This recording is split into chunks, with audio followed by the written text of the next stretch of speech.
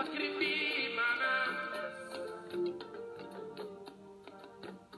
lu waay jàpp na béegal allah kullu fadli fadalaaw fadlawoo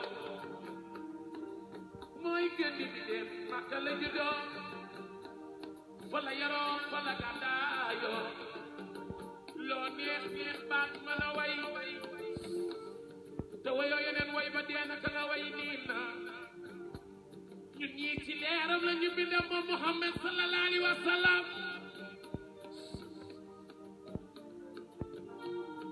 yow laay demal ba bay ci laay ñaanal waawa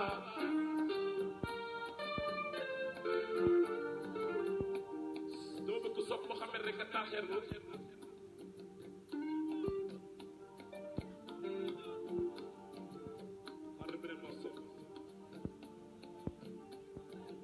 bu la yàlla yóbboo bay ci laay dara ba nga siyaara Muhammad dan lay soppi soppi saw tur naan la alaaje mbaa ajaa ngay kun baal fa yaasin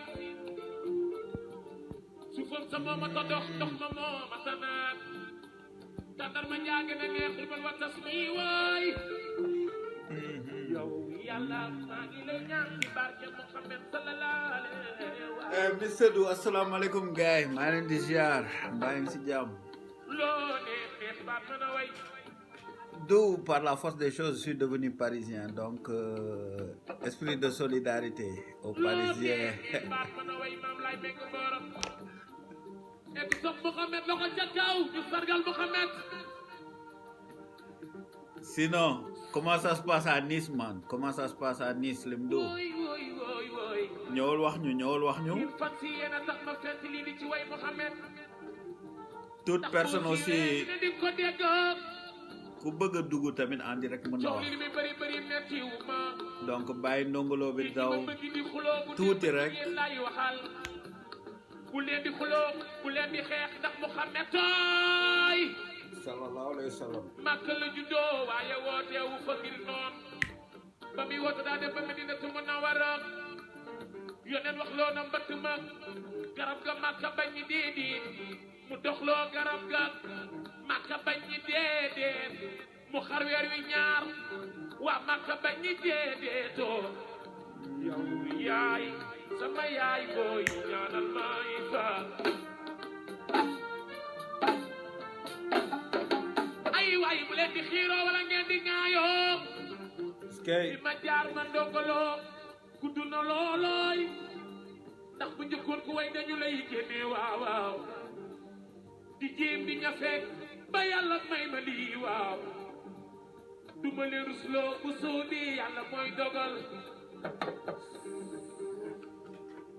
ndeysaan il faut que tey mooy fan si sama digg ak yéen yépp waaw asalaamaaleykum sama gars maa ngi leen ziar di jégalu rek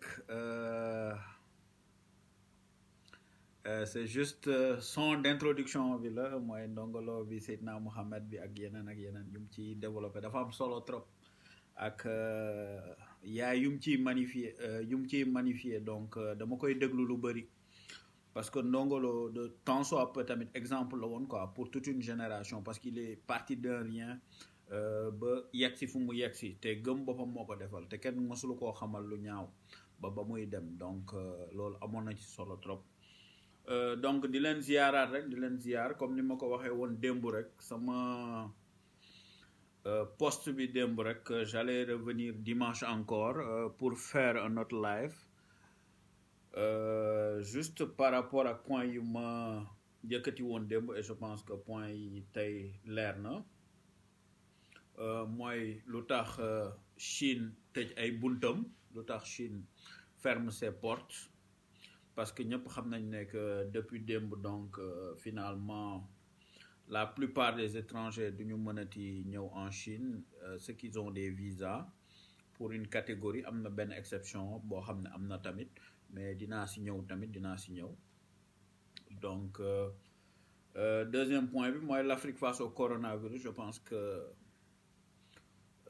instant yi nii affaire bi xaw na compliqué un peu pour l'Afrique avec déclaration Guterres bon démb dugaloon naa ko ci point bi mais je veux pas trop du ma ci dugg trop par rapport à ce secrétaire général des Nations Unies sànq rek xool naa parcours am donc je vais pas m'attarder sur lui quoi. Il y a des gens yoo xam ne on sait comment le système se passe donc dinaa si ñëw ci kanam et tout ça.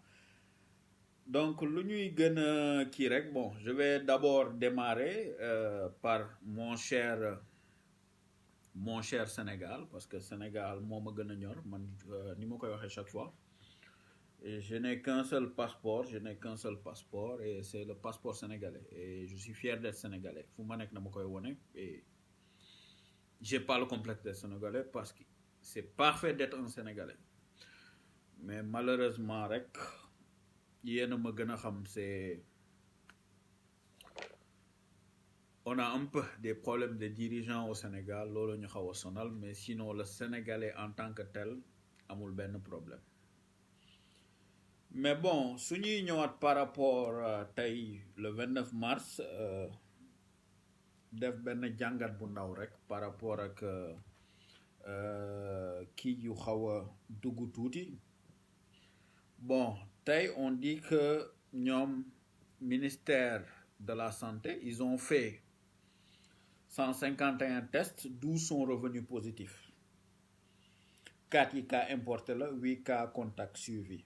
Donc avec 9 personnes qui sont guéries alhamdulilah dañ ciy sant bu baax depuis là Sénégal moom chaque dañuy am ay nit ñoo xam ne ils sont guéris dañ ciy kontaan parce que c'est une fierté parce que tant soit peu xam nañ ne tamit maladie infectieuse bu Fann ils ont même si avec leurs maigres moyens qu'ils ont ils ont toujours fait du bon boulot muy ci sida bi muy ci yeneen maladie ils ont toujours fait du bon boulot et c'est un truc que je connais très bien l'hôpital de Fann c'est une structure que je connais très bien xam naa ko bu baax donc je parle en connaissance de cause et comme ni ma ko doon waxee la dernière fois rek j'avais fait même mes tests balaa ma doon ñëw si mais mes derniers tests je les avais fait là-bas à Fann et bon il y a aucun problème c'est un service qui marche très bien pour les tests sida ça ne prend que des heures et puis ñu jox la ko donc ak yeneen am nañu yeneen service yoo xam 2 à 3 jours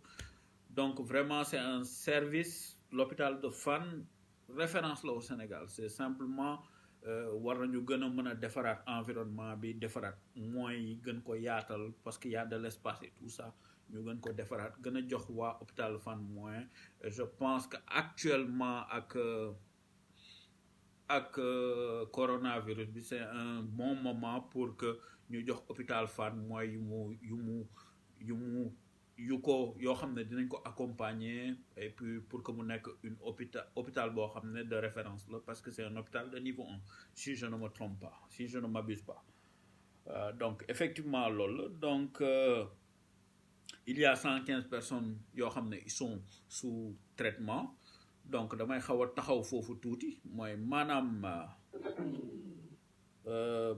par rapport ak 115 sous traitement yi mën nañ ko analyser tuuti xool parce que suñu xoolee depuis le 2 mars je pense que le Sénégal commencé di génne ay cas de coronavirus donc suñu xoolee ba le 29 mars 2 mars 29 mars je pense qu'on est à 4 semaines si li ma calculer su ma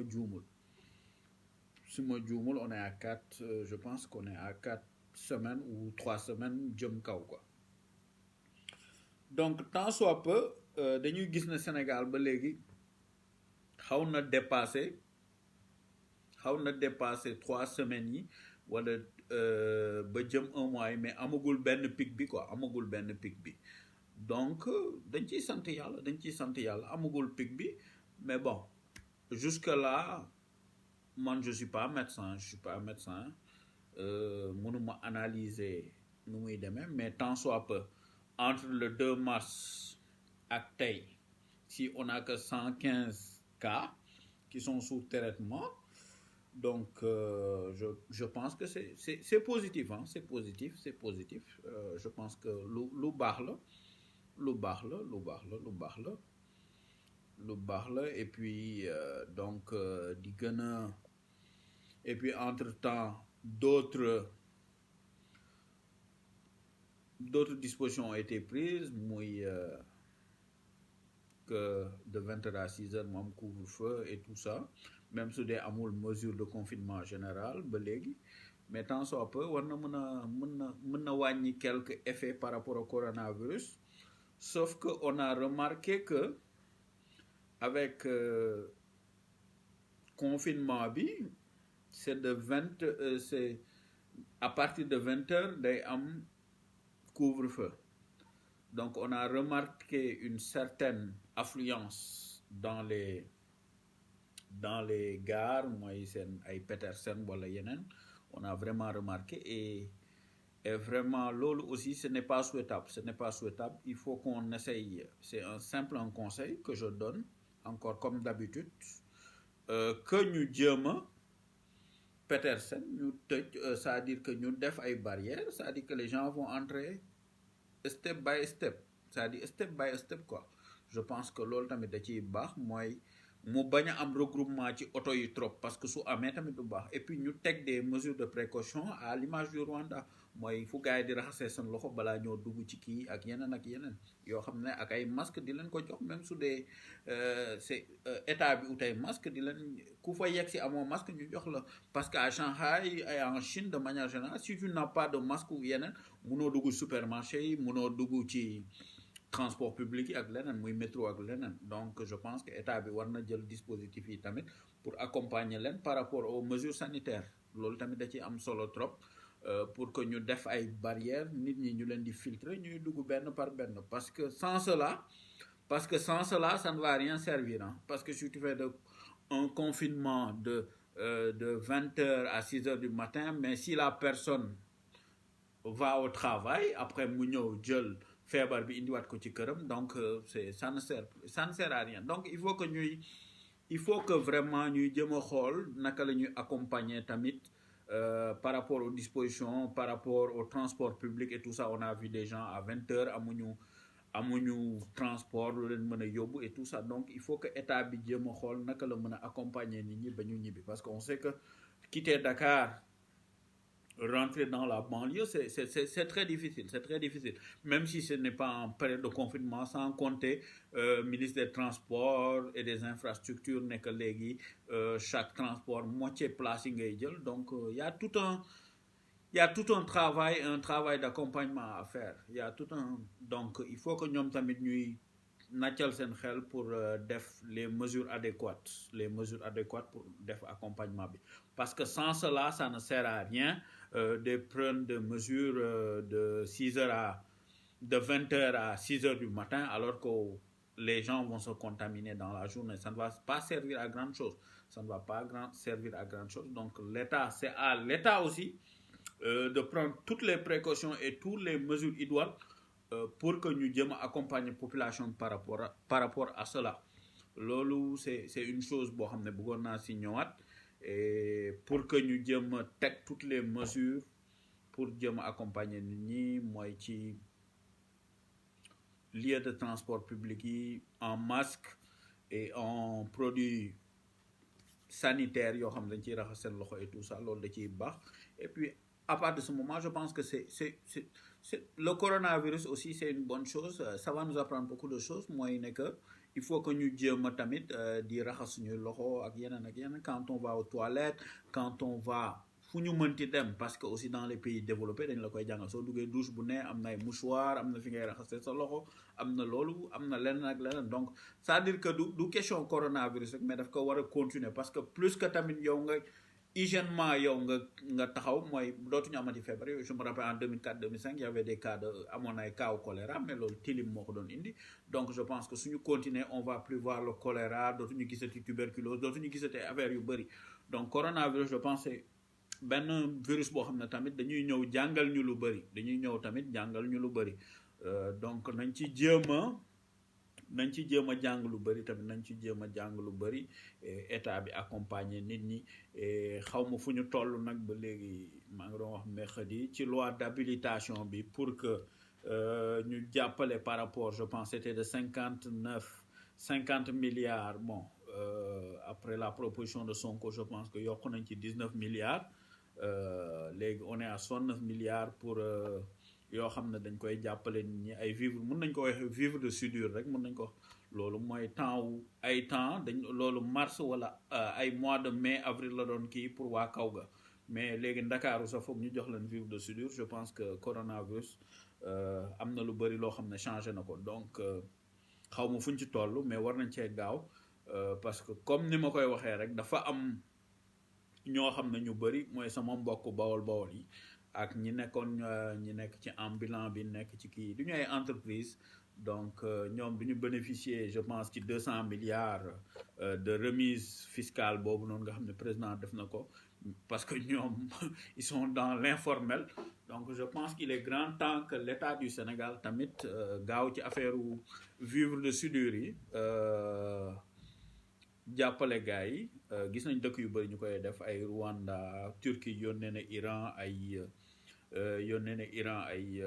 vivre ak ñeneen ñun tamit war nañoo gaaw def ay paquet yoo xam ne dañ koy jox nit ñi nga xam ne seen loxo yeggul seen ginnaaw bëri na Sénégal trop ñu leen di ko jox loolu dina leen permettre tey suñu waroon a xëy au moins suñu waroon xëy ci semaine bi même suñu waroon xëy ci semaine bi plus de 5 fois dans la semaine même suñu waroon xëy 5 fois dans la semaine je pense que dinañu mën a wàññi dina mën a wàññi le temps bi nga xam ne dañ koy passer dehors loolu tamit da ci am solo trop donc vraiment état bi war na gaaw ci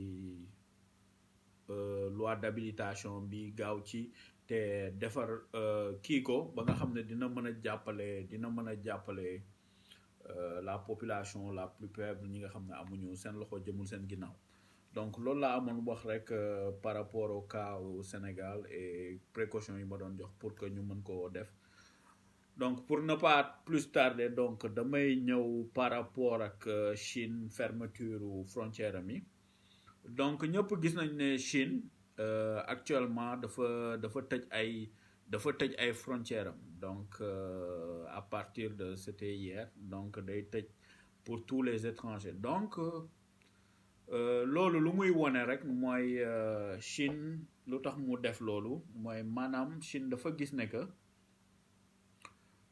il y a depuis un certain moment en Chine muy spécialement Wuhan mooy la province de Hubei cas yi dañoo wàññeeku donc bi cas yi wàññeekoo foofu donc affaire bi di gën a wàcc en Chine mais on a vu que dafa am benn explosion boo xam ne am na en Italie en France et aux États-Unis donc bi affaire bi kii na gën a exploser à l'extérieur te Chine commencé di respirer mais dañoo gis ne que à leur niveau ñoom il fallait que ñu jéem a tëj frontières yi tuuti parce qu'on a vu que y avait des cas importés de l'extérieur yoo xam ne dañ doon ñëw en Chine di gën a kii donc bi mu amee benn cas boo xam ne benn cas communautaire il a été contaminé rek la Chine commencé ne bon donc damay xool naka laay tëjee samay frontières parce que sànq maa ngi xool communiqué mooy CPC mooy parti communiste chinois bi seen réunion bi à la fin da ngay gis dañ naan de refine de borders c'est-à-dire nañu borders yi mooy frontières yi nañ ko xool niñ koy kiyaatee donc clairul woon mais bon après si ngoon on a vu que le ministre des affaires étrangères dafa génne communiqué bu mu génnee communiqué bi mooy maanaam dafa am benn catégorie ñoo xam ne dañ leen ne yéen mënatoo leen dugg Chine jusqu'à nouvel ordre donc loolu bokk na ci ñoo xam ne dañoo am résidence permit mooy ñoo xam ne dañoo am résidence permit la plupart du temps résidence permit c'est les étudiants et tout ça ñi nga xam ne bon résidence permit la plupart du temps c'est 6 mois ba 1 an surtout sur des villes comme Shanghai et tout ça donc am na ñoo xam ne tamit yenn villes yi dañ lay jox mooy su dee yow étudiant nga ñëw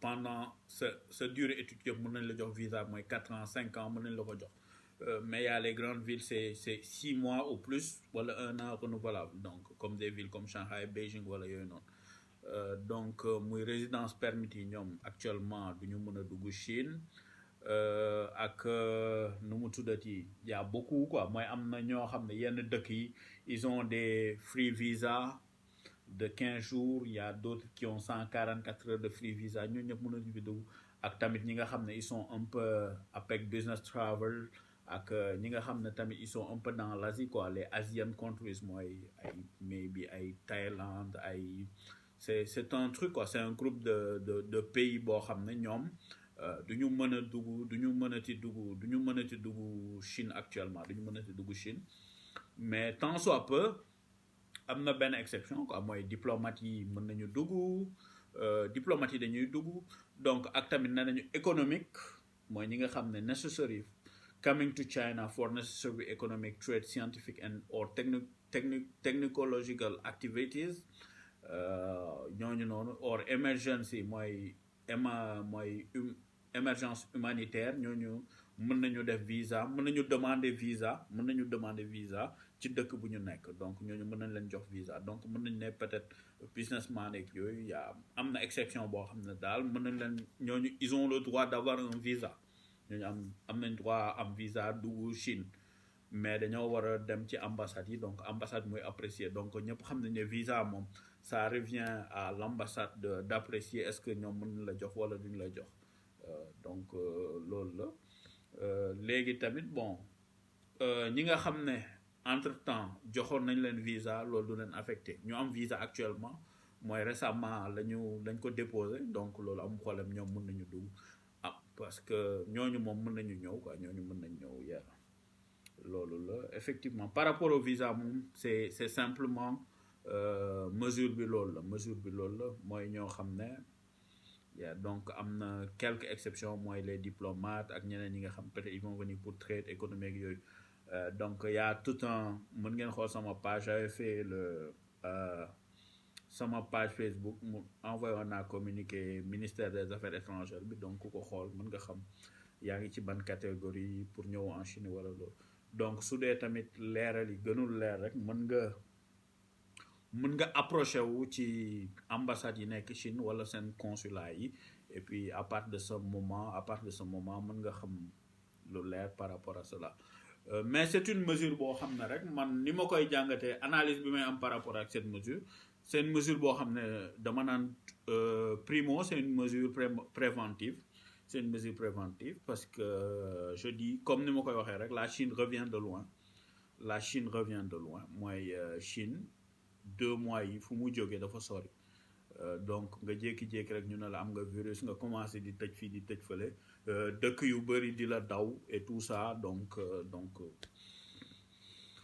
day am benn psychose au niveau international et tout ça donc après ils ont essayé de gérer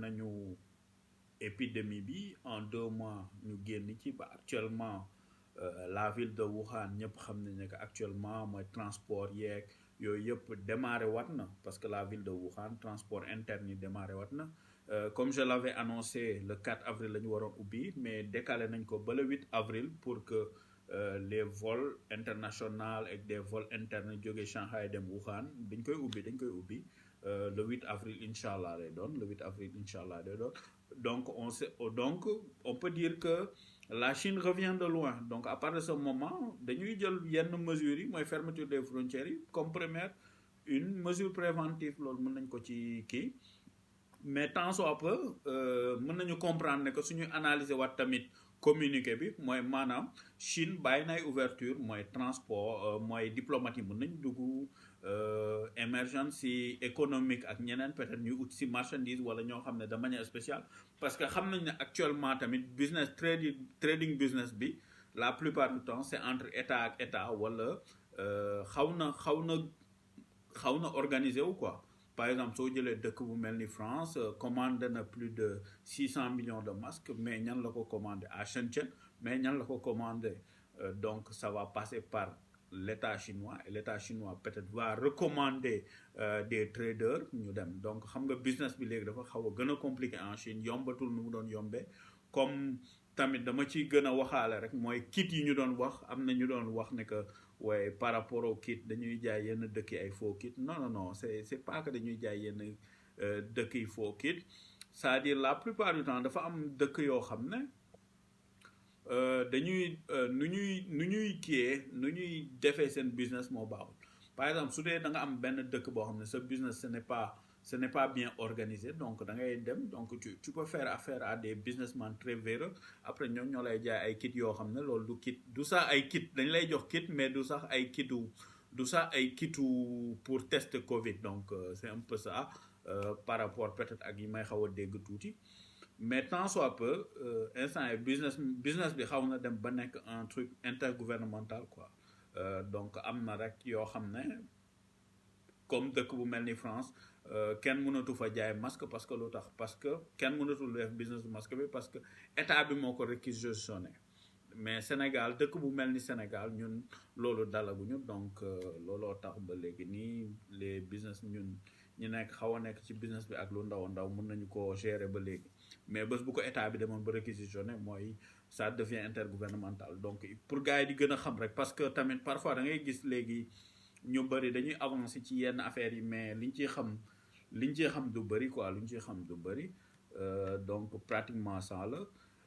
maintenant suñuy xool tamit xaw a analyser tuuti les conséquences mooy Chine lu tax Chine conséquences yi mu tëjee ay buntam mais bon tëj bi yëpp dafa viser ay cas de personnes pour prévention mais ba léegi bàyyi na mooy l'aspect économique donc dañuy jàpp ne Chine ba léegi day protéger boppam côté économiquement donc ba léegi nee na vol international dañ koy wàññi dañuy benn vol par international mais xam le plus important actuellement ce n'est pas les vols internationaux yi nga xam dañuy ñëw Chine wala ak des personnes loolu ce n'est plus le plus important maintenant la plupart des vols c'est des vols cargo c'est-à-dire c'est des avions qui sont faits pour les bagages parce que tamit dëkk bu instant bu ne il faut que gars yi tamit tant soit peu di xam lan mooy la priorité maintenant benn avion Air France muy indi ay nit ça ne sert à rien il peut pas amener plus de 5 personnes en Chine mais c'est des avions cargo ay avions bagages lañu c'est des avions yoo xam ne mën nañu indi ay bagages donc loolu mooy li gën a dox léegi par exemple l'aide de la Chine pour mu jóge dem France wala dem Italie c'est des avions cargo ñoo koy yóbbu mais avions yooyu dañ leen di fay c'est de l'argent le fret aérien c'est de l'argent et c'est beaucoup d'argent parce que léegi yow sa avion xam nañ ne avion mën nga génne place yeeg yooyu avion place yi dañ ko teg noonu rek donc même fu nit ñi di toog nga dugal fa bagage dugal lépp des tonnes de bagages mu dem mais xam nga rek le monde dafa bëri ñoo xam ne peut-être si seen xam-xam fu muy yegg bëriwul quoi mais tant soit peu le domaine aérien c'est vrai que lu ci wàññeeku bëri na mais lu jëm ni Chine di jóge di dem ci yeneen dëkk yi non mu ngi dem parce que y a des fret aériens yuy dem ba léegi et tout ça donc tant soit peu donc et le fret aérien c'est beaucoup d'argent c'est beaucoup d'argent donc loolu la donc moo tax Chine c'est un peu l'usine du monde moo tax ñuy mën a servir le monde en masque en matière médicale et tant de choses donc effectivement c'est là effectivement loolu la donc d'un côté Chine xaw na tëj fermeture personnes yi mais le côté économique le couloir économique da ko bàyyi ba léegi muy dem donc c'est pour un peu se protéger parce que loolu tamit dina mën a dundalaat Chine tuuti parce que on sait que pendant 2 mois la Chine était à l'arrêt donc pratiquement donc pour di wax rek pour li ma bëggoon indi rek mooy analyse par rapport ak fermeture des frontières en Chine que les gens ne prennent pas ça de manière négative mais d'une manière très positive parce que il y a d'un côté la fermeture pour certaines catégories de personnes mais aussi une ouverture des frontières pour une certaine catégorie de personnes très limitée mais aussi le côté économique le côté trade et trade ba léegi nii dañ koy ubbi c'est-à-dire que ba léegi Chine tëjul côté trade ak yooyu noonu les avions vont décoller pour faire de la marchandise envoyer des cargos à travers le monde et je pense que le président Xi Jinping tamit le président chinois Xi Jinping wax na ko ci G20 bi joxe na kii yu bëri et joxe na lépp et toute sa coopération par rapport ak kii donc il faut que gars yi di arrêter un peu di stigmatiser Chine par rapport ak su jëlee benn kii Actuellement on n'est plus nekkatuñu ci mooy confrontation nord sud wala yooyu noonu nekkatuñu ci loolu non on est actuellement dañu am benn ennemi boo xam ne on est tous en guerre muy la Chine muy les États-Unis la France et tous les pays on est et l'Afrique de manière on est tous en guerre et contre qui contre le virus contre le coronavirus donc nañ jàpp loolu donc il faut que ñu arrêter un peu ces commentaires anti-chinois et tout ça ne mène à rien, anti-africains, ça ne mène à rien. Et cela m'amène aussi à parler un peu du secrétaire général des Nations Unies, dont je suis très déçu de lui. Guterres, c'est un Portugais. Et je suis vraiment désolé. Et bon, ça ne m'étonne pas trop. Parce que ce gars, par rapport à son CV, il est arrivé de 2005 à 2015, il était au Comité national des réfugiés, Comité international des réfugiés.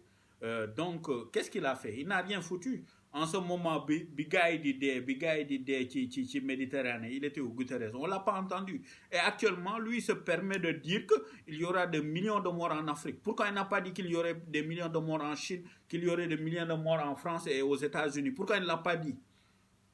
Pourquoi il ne l'a pas dit? C'est l'Afrique, parce que c'est quoi? Les Africains, mais quand même, il faut qu'on arrête. Il faut qu'on arrête. L'Afrique, il faut que nous respecter, il faut que ces dirigeants apprennent à respecter l'Afrique. Actuellement, le monde est à l'arrêt. Ce n'est pas à cause de la Chine simplement. Mais le monde est à l'arrêt parce que quoi? Parce que l'Afrique, moi, les ressources premières. Oui. Afrique moo doon jox ressource première mais Chine lu muy defar yëpp su am ressource première mënu ko defar le cobalt qui vient de RDC le plastique, il y a beaucoup de choses, le pétrole et tout ça. Donc il faut qu'on arrête et qu'ils respectent l'Afrique. Comment il peut dire qu'il y aura des millions de morts en Afrique? S'il y a des millions de morts en Afrique, c'est parce que eux même l'ont provoqué. Amul lenen, ce n'est pas possible. Parce que le coronavirus, jusqu'à présent, n'a pas tué des millions de personnes en Chine, ni en France, ni aux États-Unis, anywhere. Mounoul nek, taux de mortalité 2,1%, djem 4%. Et puis on se permet de nous dire que actuellement qu'il y aura des millions de morts en Afrique. Mais il faut qu'on arrête. Il faut qu'il arrête. Guterres, lui, il est qui? Mais si tu es aigri ou un raciste, on s'en fout. Et puis, comment il peut venir, lui? Moi, je ne comprends pas. Mais bon, je comprends parce que le système des Nations Unies, c'est un système. C'est un système. Moi, je ne comprends pas ce gars. Tu as fait 10 ans au Comité international des réfugiés. Tu n'as rien foutu là-bas et on te bombarde, secrétaire général des Nations Unies. Mais non. Ça veut dire qu'il faut que Tamit qu'on donne les places là à l'homme qu'il faut à la place qu'il faut. Les Nations Unies, là, va recommencer. Au secrétaire général des Nations Unies, lui, en plus, c'est un éducateur, mon instituteur. In English, they say that he is only educator. So that Guterres, who is the secretary of United Nations, so that guy, how he can say that a million of people will die of coronavirus in Africa? Why? Why you didn't say it to China? Why you didn't say it to French? Why you didn't say it to United States of America? Why not? Yeah. And I think they are dying now. Yeah. And why you didn't say that? But you mentioned Africa. Africa is the future, man. Okay? That guy is a Portuguese guy. So what is your problem with Africa? Yeah, I'm so sad with that guy. And you didn't have a big CV, and you become the secretary of United of Nations. How? How you can be that? Yeah. You didn't have a big CV and you can be that. But because it's a system. Yeah.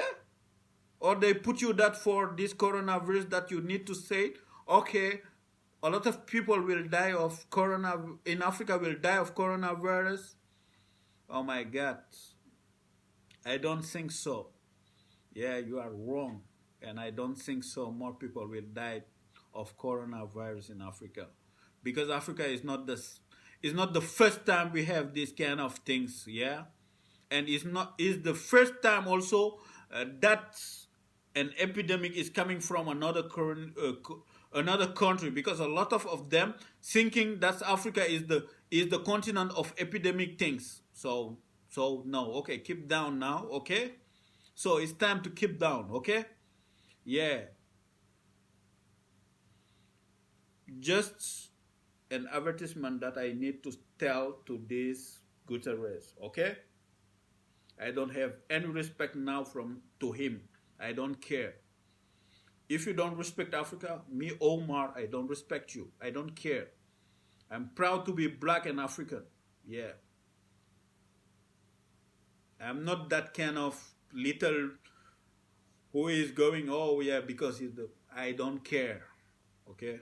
So keep calm and stay in your corner. And about your help for Africa, I'm sorry for that. We don't need your help, because your help, it's a help that will gonna kill 1 million of Africans. Yeah, I'm sure of that. It's been a while now that I'm living abroad, so I know how the people now are thinking. Yeah, because I was like, oh, it's okay, it's okay.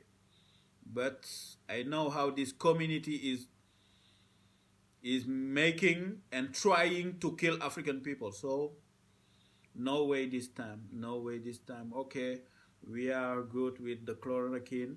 And thank you to the Dr. Raoul, a French doctor, a French scientist that who come to save the African. And it's not because he was born in Dakar. So he have the blood to save African. And he come with that.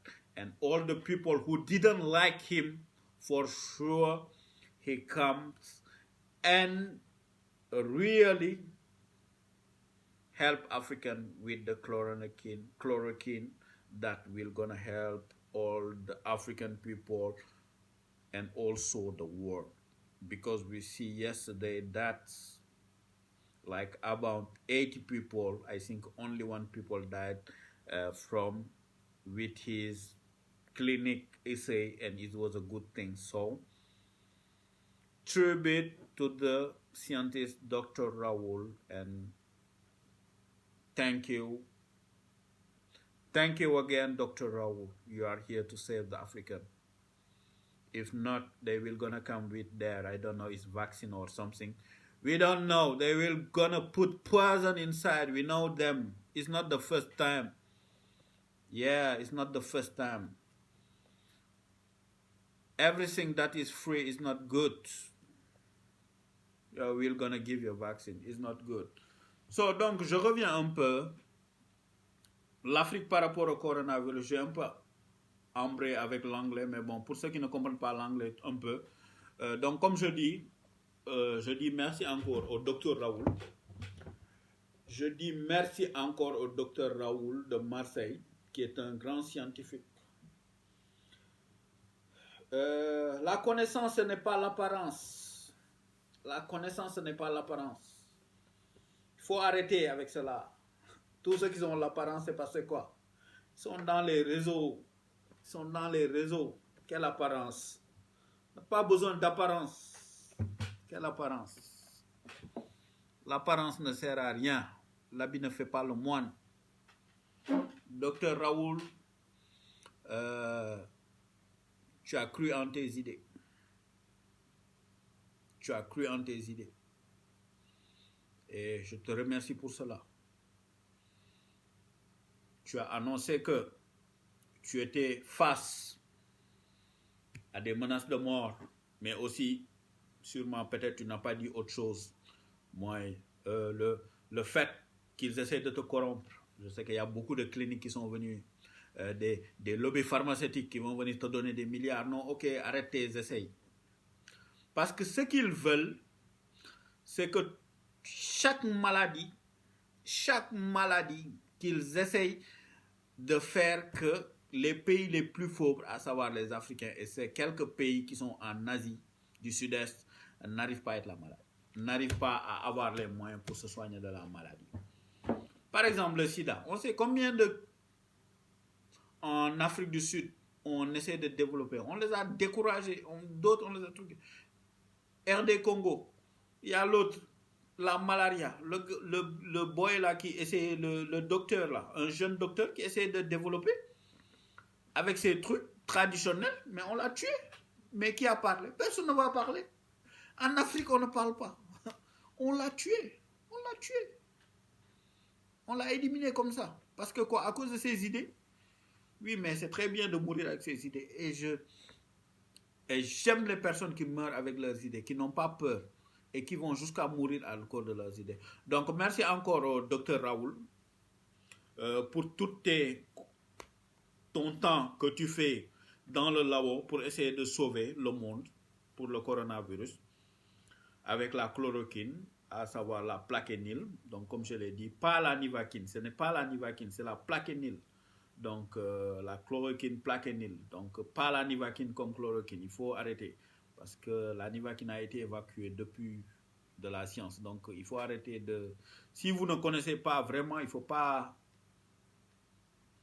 avancer des choses ou bien qui sur Facebook, parce qu'on est aussi dans un monde universel du Internet, mais il faut arrêter quand même. Quand vous n'avez pas la connaissance un peu, il faut aller faire des recherches avant de publier. Donc, c'est très important aussi. C'est très important aussi. Ouais, c'est ça. C'est très important. Donc, comme je disais aussi, par rapport au secrétaire général des Nations Unies, donc moi, je ne veux même pas, j'ai déjà parlé en anglais par rapport à ces trucs, vraiment, je ne veux même pas revenir sur Guterres-là, qui vraiment me dégoûte. Parce que comment il peut dire qu'il y aura des millions de morts en Afrique? Pourquoi il n'y aura pas de millions de... Il n'y a pas eu de millions de morts en Chine? Pourquoi pas des millions de morts aux États-Unis? Pourquoi pas en France? Pourquoi pas en Italie? Pourquoi pas dans d'autres pays? Mais en Afrique, pourquoi pas au Portugal, ton pays? Pourquoi pas? Mais l'Afrique, tout un continent. Tu parles de millions de morts? Oui. C'est parce que tu n'as rien compris. L'Afrique a maintenant ses savants, peut-être qu'ils ne parlent pas. Et aussi, je remercie le professeur Moussa Seydi des maladies infectieuses de femmes. Ce n'est pas maintenant, c'est peut-être maintenant qu'on connaît son nom, mais ce n'est pas maintenant qu'il a démarré à faire des prouesses. Donc, merci le professeur Seydi. Et aussi qui commence à administrer la chloroquine. L'Afrique a des scientifiques, donc vive la science africaine. Pas ces charlatans, les charlatans, donc là-bas, on n'a pas votre temps, les charlatans, donc il faut arrêter. On n'a pas le temps des charlatans, vraiment, maintenant là, c'est coronavirus, c'est sérieux, on n'a pas votre temps. Donc le gars se permet de dire qu'il y aura des millions de morts en Afrique, et sans preuve, sans aucun rapport, parce que c'est quoi? Parce que c'est juste peut-être un raciste ou un négri, je ne sais même pas. Mais Inch'Allah, il n'y aura pas de millions de morts en Afrique. On va maîtriser, comme l'Ebola, on va maîtriser cette maladie. Inch'Allah, on va maîtriser ce virus. Et comme je disais tout au début, le Sénégal, jusque-là, au bout de 4 semaines, 3 à 4 semaines, n'est qu'à 115 cas. Donc je pense que c'est une bonne chose. C'est une bonne chose. Parce que, donc, je ne sais pas quand le pic va venir au Sénégal, mais jusque-là, si le pic n'est pas vraiment arrivé, donc je pense qu'on a de bon espoir que ça va s'arrêter là, et il y a vraiment plus de 9 qui sont guéris, donc c'est une bonne chose, donc comme je disais, que nos dirigeants, je vais finir aussi par les suggestions, les précautions qu'on doit prendre, que nos dirigeants prennent leurs responsabilités par rapport à l'aide de l'Europe, des Nations Unies, et toute cette aide-là, vraiment qu'on fasse attention, qu'il n'y ait pas de produits infectés, qu'il n'y ait pas de produits infectés. S'il le faut, même si ces produits viennent, qu'on essaie d'avoir une chambre très chaude, là où on va mettre là où on va mettre les produits, au moins pour essayer de tuer, si possible, certaines infectiosités, ou bien que les laboratoires essaient de voir, de tester quelques produits avant l'utilisation pour essayer de voir sur quelques échantillons, est-ce qu'il y a des produits qui sont contaminés ou pas. Parce que je sens que ces gens veulent nous exterminer. Je sens cela. Parce que ce Guterres-là, je pense que lui, ce n'est pas un lapsus. Quand il dit qu'il y aura des millions de morts en Afrique. Donc, faisons attention avec ce coronavirus. Parce que depuis, ils nous ont à l'œil. Hein. Je te dis que depuis, ils nous ont à l'œil, depuis le début. Que ça soit en Chine, que ça soit partout. Qu'ils voyaient que les Africains n'étaient pas trop contaminés. Donc, peut-être ça ne les a pas fait trop plaisir. Parce que, comme je dis, les épidémies, c'était l'Afrique. L'Ebola, le choléra, la peste. Mais toutes ces maladies ont eu lieu en Europe. Toutes ces maladies sont venues d'Europe, pas d'Afrique. Que ce soit la peste ou le choléra. Il faut qu'on rétablisse l'Europe. Qu'on rétablisse la réalité de l'histoire. Que ce soit la peste, la choléra a tué beaucoup d'Européens. Comme le coronavirus le fait actuellement. Je ne suis pas content de cela. Mais quand même, qu'on n'essaie pas à partir de là aussi pour essayer de déplacer le chemin. D'essayer de déplacer pour essayer de tuer beaucoup d'Africains en envoyant des choses contaminées. Et je dis que la friperie, qu'on arrête la friperie. Au Sénégal, moi je ne connais pas un autre pays, moi je parle du Sénégal. La friperie, feug jaay bi, nañ ko arrêté Sénégal, bu fa feug jaay dugati. Bu fa feug jaay dugati. Pendant plus de 5 ans, bu fa feug jaay dugati. Wow. Parce qu'on ne sait jamais. Nit ñi ni kenn xamul lu ñu bëggal. Donc c'est ça que je voulais dire par rapport au l'Afrique face au coronavirus. Donc et on a vu qu'il y a beaucoup de mesures qui sont prises un peu partout en Afrique pour le confinement et autres. Et donc on ose espérer que la maladie, au bout de 2 mois, que toute l'Afrique puisse gérer et maîtriser ce coronavirus et que l'Afrique puisse démarrer. Parce que l'Afrique est le futur. Africa is the future. Africa is the future. So we don't play with that. So we need to make all the stuff to make Africa go. Yeah, Africa great. To make Africa great. And not to make it again. Yeah, maybe. But make Africa great is time. So after coronavirus, we need to make Africa great again. Because now America have problem. Europe have problem. So Africa, if we fight really, this decides that the coronavirus, then we're going to make our economics and because we have all the natural resources from Africa. So we need now, we know with this coronavirus, we know how it's important, how Africa is important. Even have some people who want to kill a lot of African people with that coronavirus, like that Guterres of United Nations. So anyway, we will gonna fight, and African will gonna fight. African is, they are a strong people, and we will stay strong and fight this coronavirus and make Africa great after the coronavirus. So we need to do that. So l'Afrique a toujours été fort.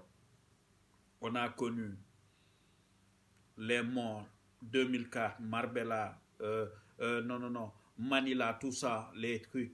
On a connu la Méditerranée. Combien d'Africains sont morts en traversant la Méditerranée pour aller en Italie? Combien? Mais jusque-là, l'Afrique est devenue forte parce que l'Afrique subsaharienne, l'Afrique de manière générale, a un grand taux de natalité. Donc, on est très fort.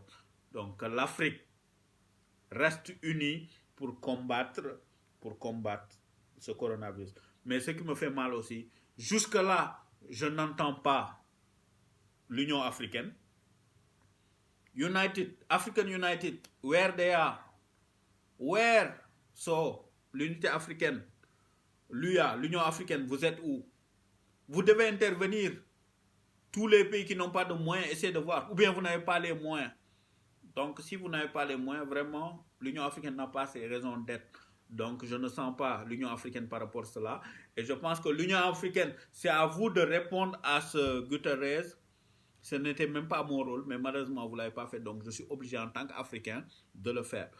Donc, vous devez le faire. Et je ne vais pas être long. Je pense que ça va pas prendre ça un peu. Je ne vais pas être un peu long par rapport à cela. Donc, je pense que j'ai fait le random par rapport à la fermeture des frontières de la Chine, l'Afrique face au coronavirus. Qu'on fasse attention aux vaccins qui vont venir et aux produits venant d'Europe, venant de tout le monde, qu'on prenne des décisions pour voir si ces produits ne sont pas infectés. Donc, je suis catégorique. Même si ces produits viennent en Chine, là où je suis. Donc, qu'on cherche, qu'on essaie de voir est-ce que si ces produits ne sont pas infectés. À partir de cela, on pourra les introduire dans le marché. Donc, l'Afrique et tous les Africains, prenez vos précautions. Il est grand temps. All Africans, take your precaution about the things coming from Europe, United States, China, and everywhere. Because we don't know. Because this Guterres, he want to kill a lot of African people. So, guys, stay safe. Africa, stay safe. Worldwide, stay safe. All the world, stay safe. So, ma jeexal rek ci wolof mooy gars yi toog leen seen kër ni ñu ko doon waxee toog leen seen kër ñu ngi gis ba léegi am na ñuy génn ñu leen di jàpp di leen pompeloo gars yi toog leen seen kër su 20 heures jotee toog leen seen kër raxas leen seen loxo yi ut leen ay masque état bi na jël éviter tous les transports publics ak yooyu noonu les lieux de rassemblement mu am nit ñu bëri nit ñi nañu raxas seen loxo état bi fournir leen en masque et tout ça et puis ñu gaaw ci loi d'habilitation bi pour que au moins 69 milliards yi nga xam ne moom yooyu war nañu ut circuit bu ñu ko def même su dee loi d'habilitation bi dafa war a yàgg ñu xool pour que ñi nga xam ne sama mbokk bawol yi ak yooyu noonu ñi nga xam ne ils sont dans l'informel ñu gaaw xool ni ñu leen jàppalee pour ci rationnement yeeg yooyu parce que sénégalais moom dépense rek su ceebu jën bi xawee tegu rek wala ceebu kecax bi wala daxin bi rek macha allah amul problème donc loolu laa amoon li may wax donc ti jéggalu ci guddal bi waaw xaw na gudd tuuti xaw na gudd tamit tey donc merci et merci à tous les gens qui m'ont suivi jaa ngeen jëf donc on se dit à dimanche inchallah pour beneen live su dee au cas où su dee amul beneen au cas où su dee amul beneen kii boo xam ne dafa xaw a urgent rek ñu def ci live mais sinon thanks guys merci les gars jaa ngeen jëf thanks all my people thank you very much Omar from Shanghai thank you